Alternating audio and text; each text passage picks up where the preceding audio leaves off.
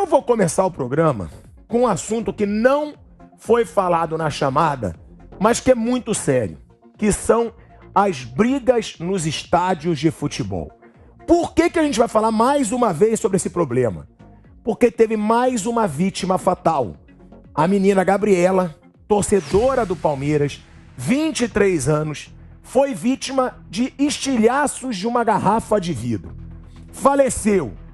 E o Capês, num combate entre torcidas organizadas, que é aquele combate de sempre, e aí tem que acabar, não tem como melhorar a situação, e o Capês foi, na época que você estava atuando como promotor, você chegou a fechar muitas sedes organizadas, né? Principalmente aqui no estado de São Paulo. A minha pergunta é, Capês, mais uma vítima fatal. Mais uma vez, dificilmente a gente vai ver bandido sendo preso, porque esses caras são bandidos. Eles não são torcedores. Quando a gente fala torcedor, a gente está mentindo. É gangue. E aí eu te pergunto, será que a única forma de combater isso de vez não é prendendo? E como que eu sugiro a prisão de bandido que quer violência no futebol? Tentativa de homicídio. Nesse caso é homicídio. Nesse caso é óbvio que vai ser descoberto, vai ser preso. Mas em brigas de torcida, a gente vê esses marginais com pedaço de pau, pedaço de ferro, muitas vezes até arma de fogo. Ou seja, eles não estão indo para uma agressão.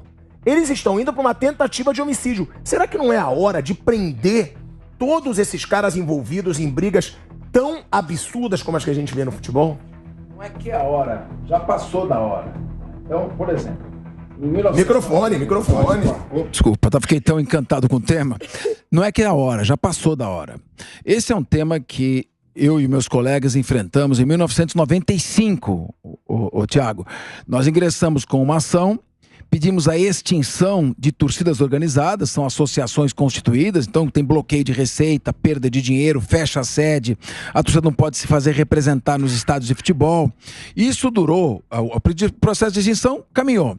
E a proibição administrativa delas entrarem em estádios durou 8 anos. Até que a própria Polícia Militar, o Tiago e daqueles que nos acompanham aqui, boa tarde a todos aqui que nos acompanham aqui na Jovem Pan, até que a Polícia Militar do Estado de São Paulo achou melhor e sugeriu ao Ministério Público que as torcidas voltassem a frequentar os estádios mediante cadastramento. A situação melhorou bastante, a numeração dos estádios também ajudou muito. A gente está falando de 28 anos, hein? E você tá falando de 95. 95. E a briga começou em 93, começou a ficar pior. No estado de São Paulo, quando eu fui presidente da Assembleia Legislativa daqui de São Paulo, nós aprovamos um projeto de lei que as torcidas organizadas ficam atrás do gol nos estádios. Ou no caso do Allianz Parque, ali do ladinho. Então elas ficam isoladas, não são mais as donas dos estádios. Mas faltou completar o trabalho. O que precisou fazer? O que precisa ser feito? Eu vou falar mais uma vez. Em primeiro lugar, meus queridos amigos, companheiros da Polícia Militar, sou professor do CAES, sou ligado à Polícia Militar, sempre apoiei vocês. Não pode deixar encontrar as torcidas ali no Allianz Parque. Com todo respeito, tem que ser feito um isolamento, não é difícil fazer isso.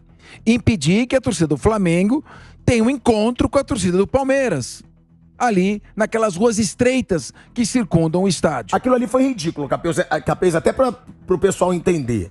Porque tinha um portão, eles improvisaram um portão de metal, separando a torcida visitante da torcida que estava jogando em casa, a torcida do Palmeiras. Se tem um cordão policial ali, e um cordão policial, a gente fala de 10 policiais militares. 10! Se você coloca 10 policiais militares ali... Já intimida. Não, já intimida não, já não tem mais o combate. Exatamente. Porque eles vão estar com cacetete, eles vão estar armados, eles vão estar com bomba de gás lacrimogênio. Não teria, porque eles... Mas a estética da corporação, você sabe que atrás dos 10 tem 86 mil homens. Claro! Então, claro. Agora... E tipo assim, foi uma falha de segurança bizarra. É o que eu falo, a polícia muitas vezes faz um belo trabalho e a justiça solta. Não é questão Mas ali não. Não é questão de apontar o dedo. Ah, sou profeta do passado. Não. Não pode acontecer. Tem que ter o planejamento, a torcida não pode se encontrar. Esse é o primeiro ponto. Segundo, a apuração começou mal, porque já prenderam o cara errado. Porque prenderam uma pessoa, claro que quem jogou essa garrafa deve responder por homicídio doloso consumado, duplamente qualificado. Motivo torpe, que é aquele motivo abjeto, Isso é até legal você ter falado. Você disse doloso. É doloso, porque doloso é quando ele assume a culpa. Exatamente. Porque ele não queria matar, ele jogou meio que na confusão, mas aí é doloso. Bom, não vamos fazer muito juridiquês, mas para o pessoal que não é da área do direito entender, há duas espécies de dolo. Quando você, no caso do homicídio, quando você quer matar, eu aponto a arma, atiro na cabeça de uma pessoa. Esse é dolo direto. Eu quero matar. E tem o dolo eventual. Por exemplo, o sujeito está dirigindo em excesso de velocidade, a sinalização é desfavorável, o farol fecha ou a sinaleira impede a passagem, e ele diz, pouco me importa, eu vou passar pelo sinal fechado, e mesmo que eu venha provocar um acidente, que se dane. Ele está assumindo um risco. Ele assume o risco. Ele fala, aconteça o que acontecer, eu continuarei agindo do mesmo modo. Um exemplo clássico é a roleta russa. Quem faz roleta, obriga o outro a submeter a roleta russa, não quer necessariamente matar, porque ele municiaria todo o cartucho. Ele aceita o risco de produzir. Agora, quem joga uma garrafa de vidro no meio de uma multidão, o faz, em primeiro lugar, por motivo torpe. Por ódio da outra torcida, por um motivo abjeto, vil, repugnante. E também ele pratica uma ação da qual pode resultar perigo comum. Que ele pode matar não só uma pessoa, mas ferir também outras. Então, claramente é dolo eventual. Então ele tinha que ser preso, acusado de dolo eventual. Agora, tem imagens. É só identificar a imagem e levar o sujeito que praticou o crime preso. Essas são ações que eu diria específicas com relação a este episódio. Mas você me pergunta, o que fazer com relação para não ter briga? Em São Paulo, foi implantada a torcida única. Se duas torcidas não sabem conviver, mesmo que o espetáculo fique feio, não importa, não sabe conviver, coloque em risco famílias, pessoas que vão ao estádio, não conviva. Então, eu acredito que aqui, pelo menos, nós devemos implantar a torcida única. E essa eu sou contra, tá? Eu sei, mas é uma admissão do Estado. Olha, o Estado tem competência para proteger a população? Tem. Ele tem possibilidade de proteger sempre? Não. É impossível. Mas é isso que eu falo, Capês, eu vou ter que te interromper, porque a gente fala torcida única. Você tá tirando do povo brasileiro uma das grandes diversões do povo brasileiro, porque eu fui em estádio a minha vida inteira. E aí você tá, de um lado, você grita, do outro, a adversária canta um grito ao contrário ao seu. E é uma grande diversão. E aí o que acontece? A gente está entregando para bandidos o futebol brasileiro. Por que eu digo isso? Eu vou permitir, eu só quero complementar o meu pensamento. Porque e depois eu quero... Pode o Sanderson, depois do seu, eu quero responder a sua pergunta. Porque o que acontece? Gente, é fácil combater o problema. Não é. Capês, a polícia sabe, eu cobri por muito tempo briga de torcida. A polícia sabe todos de cada torcida que brigam, que matam, que são líderes. Esse é o segundo ponto. Então, nós estamos no primeiro. Thiago e Capês. Eu só digo o seguinte, Thiago e Capês, me permitam. Prende os caras em vez de acabar com a diversão do povo brasileiro. Deixa eu fazer uma colocação aqui, até... estando lá dentro do Congresso, atualmente presidindo a Comissão de Segurança Pública. Ô Sanderson, só antes de você falar, eu vou levantar para nossa estrela. Cadê nossa estrela? Pode vir, por favor. Ele chegou. É aquele nosso jogador de time grande, atrasado. Deixa a nossa estrela chegar com o seu... O microfone está aqui, meu amigo. Por favor. Já tem. Você já tem seu microfone. Por favor, Thiago Pavinato. Sacanagem. É toda sua. Sanderson, Olá. pode falar. Gustavo, como vai? Pavinato, um abraço. Os PP, olha o professor Capês aí, olha o Asmar. Mas, doutor Capês, Thiago Asmar, né, eu falava que a Câmara e o Congresso têm que participar. Muito disso aí é pela benevolência legal. A quantidade de leis frouxas que nós temos é um absurdo. E incentiva esse sujeito que será processado, claro, vai ter direito de defesa. Daqui um ano tá solto. Esses caras... E por que tá solto? Eles representam porque a lei voto, brasileira é uma lei fraca, frouxa, que beneficia vagabundo. Então, eu também sou frequentador de estádios, sou um gremista atuante e sou contra a torcida única. Isso aí seria um atestado de incapacidade e de incompetência do Estado. Então fecha o Estado. Por que tem polícia militar, forças de segurança, se não é capaz de garantir segurança num estádio com duas torcidas? Isso é absurdo. Eu sou literalmente ou flagrantemente contra a torcida única. Porque é um atestado, como eu disse... Você assume que você não tem capacidade para passar segurança para a população. Ô, Thiago, antes, só complementando o deputado. A quantidade de tributo que o cidadão paga, se num momento como esse, futebol é a paixão brasileira, dentre poucas, e aí não tem condições de dar segurança. Não vai ter torcida. Não, contra. Hoje nós temos, por exemplo, lá no Rio de Janeiro, um Fla-Flu. Tem São Paulo e Santos aqui. São Paulo e Santos, né? Temos lá no Rio Grande do Sul, Grenais. Um Grenal só com a torcida do Grêmio não tem a menor graça. Ô, Sanderson, só te complementando, antes do Capês falou... Para te passar, ele falou em política.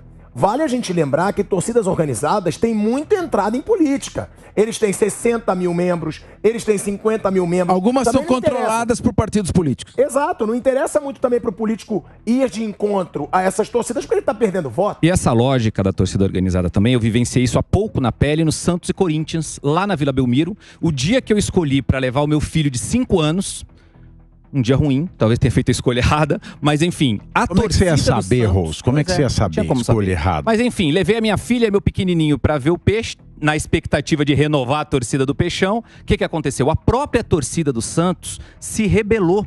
Jogou rojão no goleiro, deu uma briga danada pra sair, daí eu tive que sair correndo com o menino, porque eu me preocupei muito, e assim, muitos pais de família, e tinha muita família no estádio, na Vila naquele dia. Teve todo mundo que sair às pressas antes do jogo terminar, porque o jogo foi interrompido, faltando aí 5, 10 minutos pro final, acho que vocês devem ter acompanhado. Enfim, era torcida única, teve uma bagunça, o goleiro Cássio do Corinthians correu um perigo imenso de tomar um rojão na cabeça, teve 3 ou 4 rojões que caíram ao lado do goleiro, ou seja, era torcida única. Então realmente falta ali a investigação, prender e que a legislação possa ajudar a punir. Um jeito como esse, e o doutor Capês, eu estudei nos teus livros, né, e eu admiro demais a tua linha doutrinária. Aí eu acho que é o tal do pré-terdolo, né, que tem que ser punido. Se jogou, ele quando joga aquela garrafa, ele tá cometendo já um crime. Sim. Porque jogar a garrafa já é um crime por si só. Então quando ele joga a garrafa e essa garrafa mata uma pessoa, passa a ter um dolo direto que tem que ser combatido pelo Estado, botando um sujeito desse 30 anos preso e 30 anos fechado, para servir de exemplo para todos. Senhores brasileiros, daqui para frente, quem for para estádio para brigar, 30 anos preso. Não quer ficar 30 anos preso? Não vai em estádio para brigar, simples. O pré-terdolo, para quem não sabe, é o pré-terpan. É o adulto que acha que é criança e não tem responsabilidade. Aí faz a porcaria que faz e acha, não, eu não queria isso. É claro que queria. O Brasil falta uma coisa, as pessoas terem consciência de que elas são adultas e sendo adultas elas têm as responsabilidades legais.